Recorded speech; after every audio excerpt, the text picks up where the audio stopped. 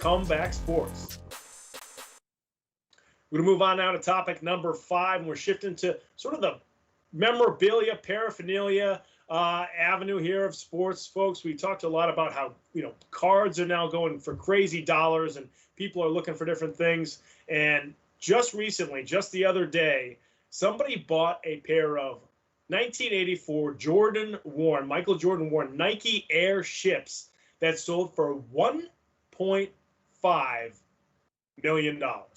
Michael Jordan wore. So he wore them in a game. We don't know if it's a playoff game. I didn't look into it that far. I didn't know if it was, the first shoes that he wore.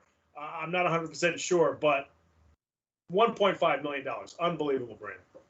Well, hey, speaking of memorabilia, it's not a topic this week, but it's definitely going to be a topic for us next week, and that's that Tom Brady ball.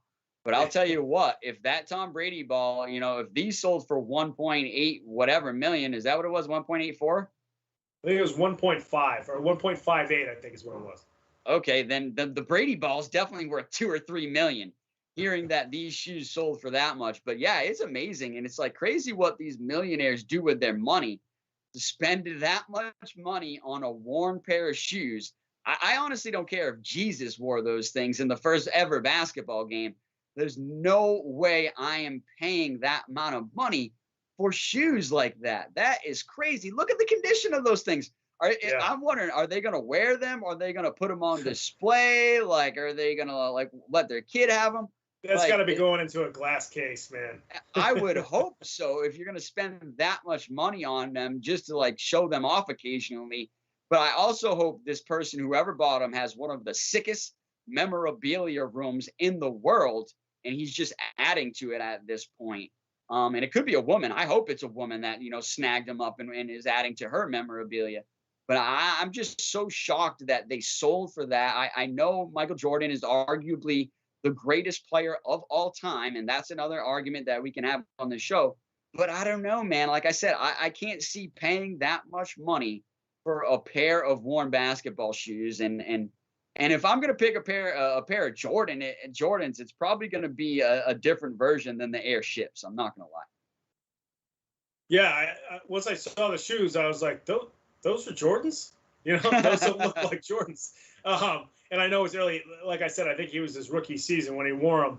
And maybe that's why they're so valuable, because it was the first pair of shoes he wore in his first regular NBA regular season debut. So we'll probably have to look that up. But $1.5 million for a pair of worn shoes it's just outrageous. And like I said, you better be putting that. Never mind a glass case, you better put that in a vault. It's just crazy that people will spend that kind of money for shoes. I also want to know who got the 1.5 million. Who was selling them? Does some of that go to Jordan? And if Jordan, not that he needs it, but if some of that goes to Jordan, is Jordan going to donate that to charity? I mean, I want to see what happens with the money there.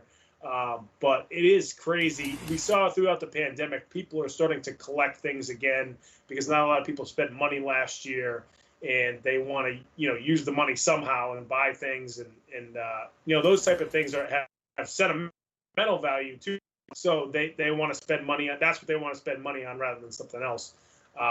So hey, if you got the money and you want to spend it, go right ahead. I just can't picture it, but good for that person that they can afford $1.5 million sneakers. Yeah, man. During the pandemic, like you said, people were scooping up stuff. I went and scooped up a pair of Jordans too, a pair of Jordan 11s, the Space Jam version, but those are only a couple of $100, man. So compared to this, 1.5 million, come on, there's so many better things you could be doing with $1.5 million. But like you said, people spend their money on crazy things. But I've got to think, if I'm going to spend that money, I'd rather have the Brady ball. And, like I said, it wasn't a topic this week, but we'll definitely have it as a topic next week, considering that story is fluid and changing every second now, what the guy's getting back in return. The guy that I think personally got played on live TV for $1 million ball or a couple $1 million ball, $2 or $3 million at this point. But hey, we'll talk about some more memorabilia next week. Let's move on to topic number 6.